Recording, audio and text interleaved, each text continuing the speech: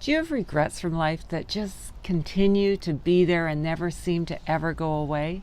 Well, according to a study from Cornell University, regrets that sort of endure and carry on are related to not achieving our ideal self. So our ideal self is not achieving those goals, those aspirations, those dreams that we set out for ourselves. It's those regrets that last forever. Regrets related more to what we're supposed to do or what we perceive we're supposed to do by society. Our duties, our responsibilities, they don't seem to last that lifetime. The sense of self, according to this study, is made up of 3 parts. Number 1 is attributes related to our actual self, so those attributes that we believe that we possess.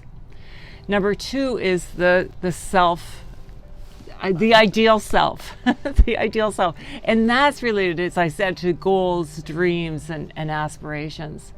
And then number 3 is the ought self. So I sort of think of, well, I ought to do this, or I woulda, coulda, shoulda, but more related to what we believe society says we should do. So it isn't as emotionally charged as that ideal self. 76% of people in this study say that their regrets, those lasting, enduring regrets, are a result of not achieving their ideal self. So not achieving their dreams, their hopes, or their goals or aspirations.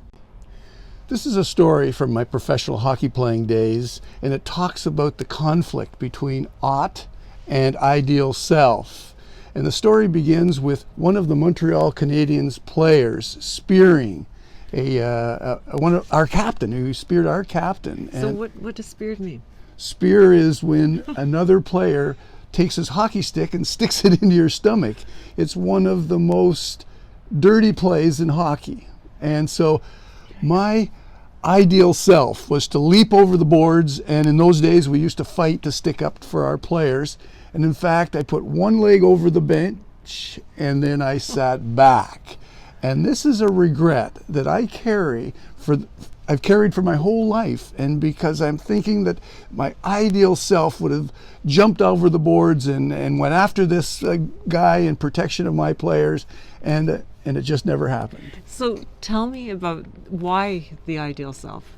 What does it take to fulfill or to live with that? I think the ideal self is what we talk about when we're talking about our online business. It's having the courage to jump over the boards, having the courage to get into a fight and not knowing whether you're going to win or lose. Or survive it. And I think the ideal self is one where it's stepping outside of our comfort zone and then having the joy and the reward of success, because you just don't know the result. So what you're saying is it takes incredible courage to live your ideal self. We just don't know what's going to happen on the other side, so it does take courage to jump over the boards and engage when I didn't know what was going to happen. So like Bob said, living your ideal self takes courage. And there isn't often a rule book, much like in parenting. You probably know that I raised 4 daughters who are now in their challenging 4 daughters. Well, driven and 4 daughters. They're in their 20s and 30s now. And I remember just breathing the big sigh of relief when I got through those teenage years. I thought, oh, great, it made it.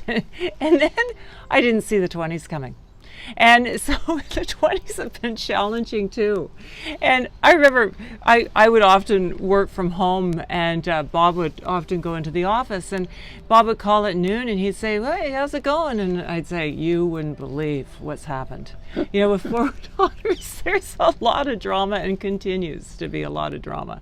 So the dramas were bigger when they were in their 20s than when they were teenagers. Oh, for sure. So, that's part of that growth process. Being a parent is, there's no rule book. We don't know whether we're doing it right and what's going to happen in the end. But certainly for me, having or being a mother has been what I've grown from the most. In my hockey story, I had one leg over the boards, and my ideal self would have said both legs and engage. And in reality, I didn't do anything. So in retrospect, a lot of us wait for an inspiration to take action. However, the Cornell study says that often inspiration comes from doing. And when we're doing, then we're inspired, we move forward, and things happen. So as Nike says, just do it. Perfect, yes. You might be listening to this video right now and thinking to yourself, I really want to do this. I really want to start an online business. And that's one side of you. The other side of you may be thinking, oh no, what will people think? How many people in your network do you know that have started an online business? You know, if you're like us, nobody. And that's part of what galvanized us into action. We thought, well, what a business opportunity. I mean, this digital era isn't going away. So we encourage you to be that much further ahead than probably all the people you know by starting today.